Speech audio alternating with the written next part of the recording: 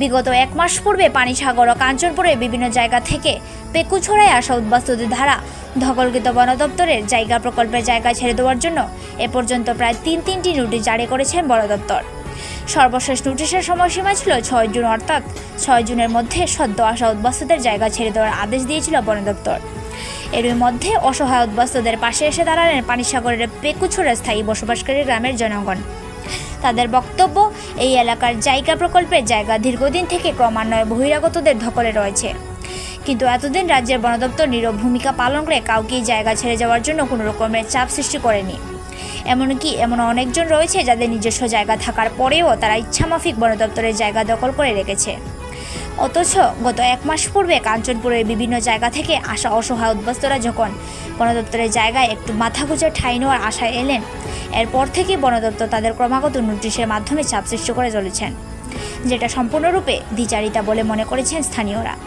তাই স্থানীয় জনগণের স্পষ্ট বক্তব্য, বন দপ্তরের জায়গা থেকে সদস্য আসা উদ্বাস্তুদের উচ্ছেদ করতে হলে একই এলাকায় দীর্ঘদিন থেকে যারা বছরের পর বছর বন দপ্তরের জায়গা দখল করে রেখেছে তাদেরকেও উচ্ছেদ করতে হবে।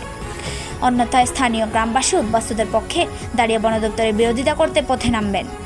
এই মর্মে শুক্রবার সকালে পানিসাগরের পেকুছড়া থেকে আগত স্থানীয় গ্রামবাসীদের একটি প্রতিনিধি দল উত্তর জেলা বন আধিকারিকের নিকট একটি স্মারকপত্র তুলে দেন এবং ঘটনার বিস্তারিত জানিয়ে দ্বিচারিতার বদলে সকলের প্রতি সমান দৃষ্টি রেখে আগামীর প্রক্রিয়া গ্রহণের অনুরোধ রাখেন। তাদের স্মারকলিপি পেয়ে জেলা বন আধিকারিক বিষয়টি খতিয়ে দেখবেন বলে আশ্বাস দিয়েছেন। আপনার নাম? সুভাষচন্দ্র। কেন এসেছেন আজকে এখানে? আমরা এসেছি পেকুছড়া 5 নং ওয়ার্ডে কাঞ্চনপুর এবং দস্তাতে কিছু অসহায় শরণার্থী আমাদের 5 নম্বর ওয়ার্ডে ফরেস্টের জায়গার মধ্যে বসবাস করছে। বর্তমানে 1 মাস চলছে।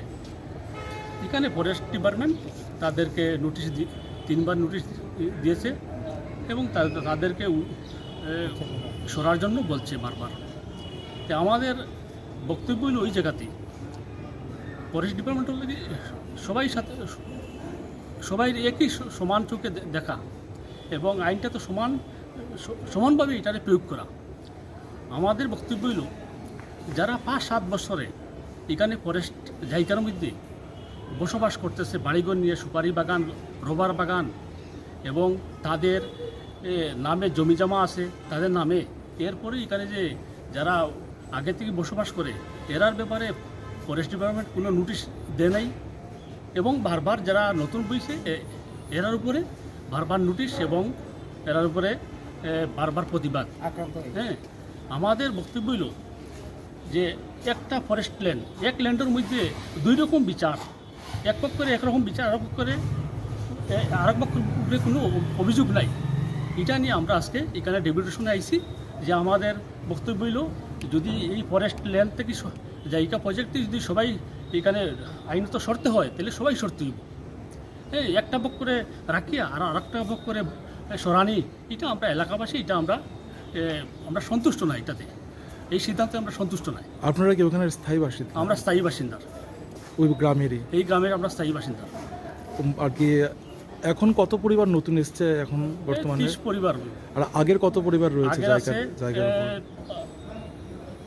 37 পরিবার আছে আগের। তো দীর্ঘদিন থেকে তাদের জায়গা, তারাও যখন প্রথম এসেছিল এরকম নোটিশ করা হয়েছিল নাকি? না, নোটিশ করা হয়নি। এই একটা করে নোটিশ করা হয়েছিল যে এই 5 বছর আগে একটা করে নোটিশ করা হয়েছিল এবং 3বার নোটিশ করা হয়েছিল এবং আরকা দপ্তর এবং ফরেস্ট ডিপার্টমেন্ট আমরা গ্রামবাসীর সহিতে এরা উঠানি গেছে না এবং দ্বিতীয়বার ফরেস্ট ডিপার্টমেন্ট এটারে আবার কোনো পদক্ষেপ নিছে, তার ডিপার্টমেন্ট না মানে নেওয়া হয়নি।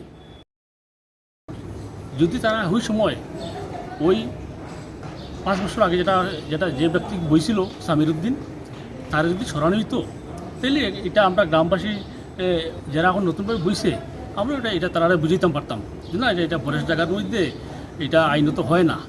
আমরা 5 বছর আগেও তো ফরেস্ট ডিপার্টমেন্ট একটা পক্ষ করে সরাইছে। হ্যাঁ, সামির উদ্দিন সরানি হইল না এবং সামির উদ্দিনের লগে আরও 37 পরিবার আছে। এই 37 পরিবারের মধ্যে তাদের অনেকের নিজের নামে জায়গা জমিন আছে, তারা জায়গা জমি থাকা সত্ত্বেও ফরেস্ট জায়গা নিয়ে বসবাস করতেছে, কিন্তু ফরেস্ট ডিপার্টমেন্ট এটাতে কোনো গুরুত্ব দেয় নাই। শুধু শরণার্থীর উপরে বর্তমানে তার উপরে নোটিশ হয় এবং প্রতিবাদ বারবার। এটাতে আমরা এই হিসেবে আমরা গ্রামবাসী এই ফরেস্ট ডিপার্টমেন্টে আমরা নোটিশ দিতে মানে ডেপুটেশন দিতে আসা আমরা আজকে আই। এই পর্যন্ত 3বার তাদের নোটিশ দেওয়া হয়েছে। হ্যাঁ। এখন যদি ফরেস্ট ডিপার্টমেন্ট কোনো পদক্ষেপ নেয় সেই ক্ষেত্রে আপনাদের ভূমিকাটা কি থাকবে? আমাদের ভূমিকা থাকবো যে এই যারা শরণার্থী আছে তারার পক্ষে আমরা এই ফরেস্ট ডিপার্টমেন্টের সাথে আমরা প্রতিবাদ করব। প্রতিবাদ কী কারণে করবো? যাতে উঠলে সবাই উঠতো, আর এক পক্ষ উঠলে আমরা যারা বর্তমান বুঝছে তারা যদি উঠানোর চেষ্টা করে বা কোনো আক্রমণ হয় আমরা তাদের পক্ষেই আমরা এটা প্রতিবাদ করব।